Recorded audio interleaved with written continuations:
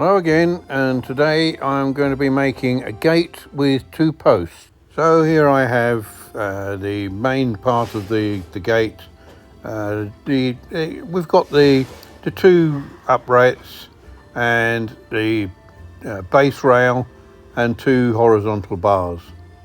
I've got them all cut out ready. I've just got to get the ends square. I've got the base rail and one edge set up nice and square and clamped in position.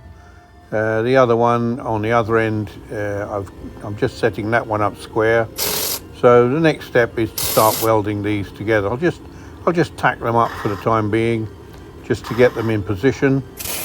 Make sure everything's nice and square and straight before I weld up completely.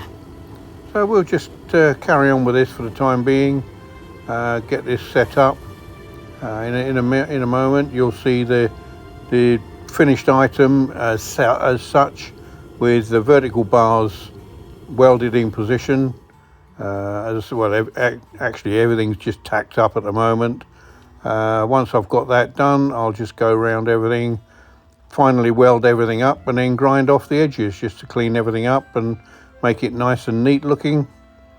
So it's not looking too bad actually. Well, here we can see I'm going to have to weld in the scrolls, the ornamental scrolls into the gate.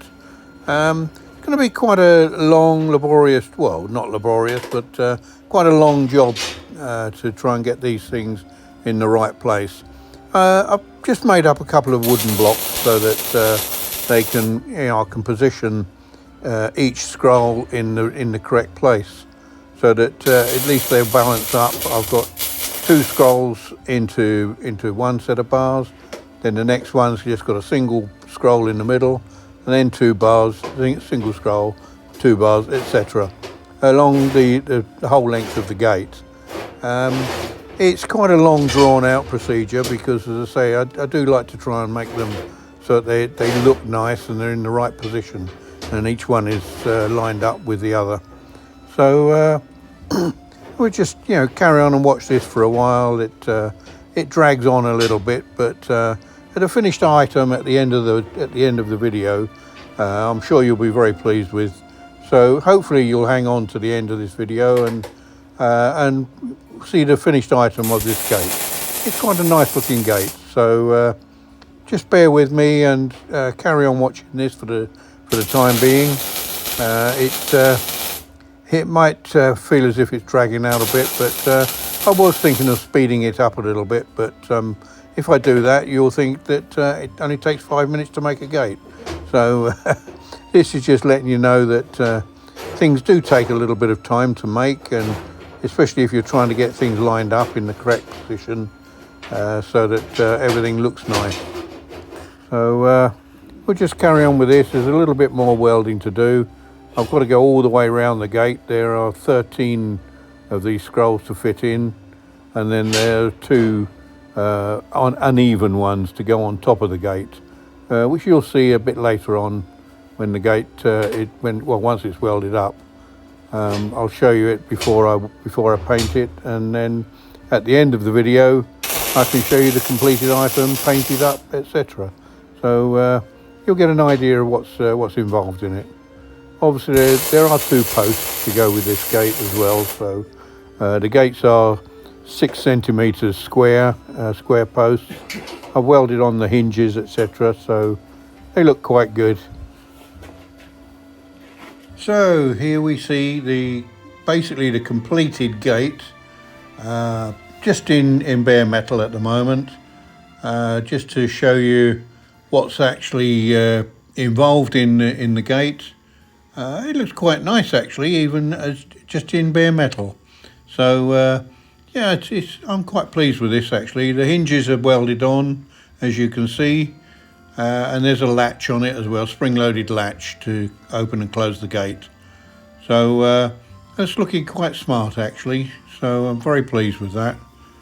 It's going to be a fair old job to paint up, but I'm sure I can manage that as well. So we'll see that a bit later on.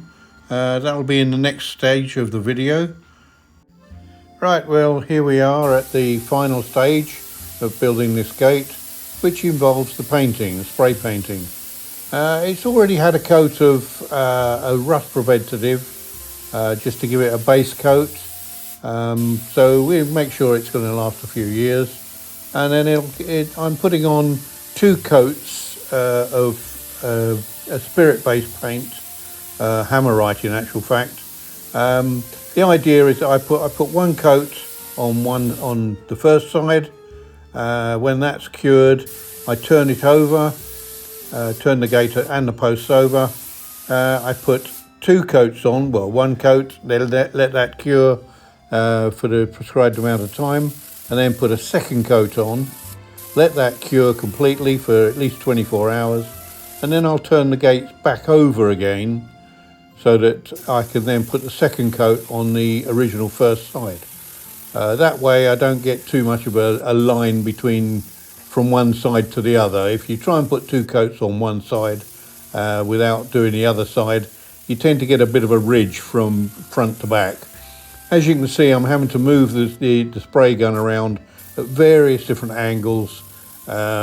Again, it's basically so that I can get the paint into every nook and cranny, especially where there are scrolls involved, which are very intricate shape really, and trying to get paint into all the different angles. It's quite a precise procedure in actual fact to make sure that everything gets covered.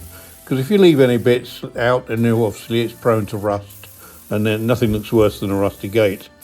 So again, I could have speeded this process up, but once again, I like to show you that there's quite a lot involved in just painting a gate, so that it's not something you want to do with a brush really, unless you've got plenty of time on your hands. Spray gun covers it a lot better, gives it a much nicer finish, and it's not so mind-blowing trying to paint all these odd little bits.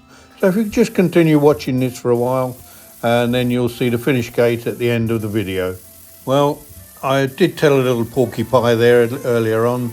I did actually speed this up a little bit, because it's about 9 minutes or 9-10 minutes to spray this gate and the posts. So I did speed it up a little bit so that you didn't get too bored while watching it.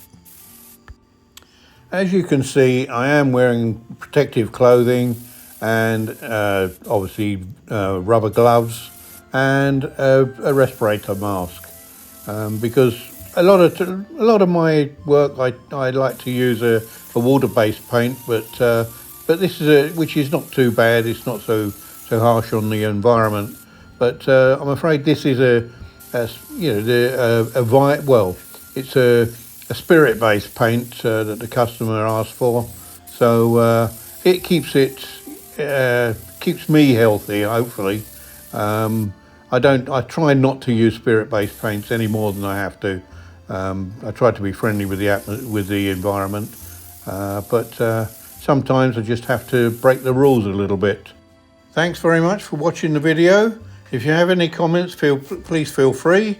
And if you haven't already, please don't forget to subscribe to my site. Thank you very much. Bye.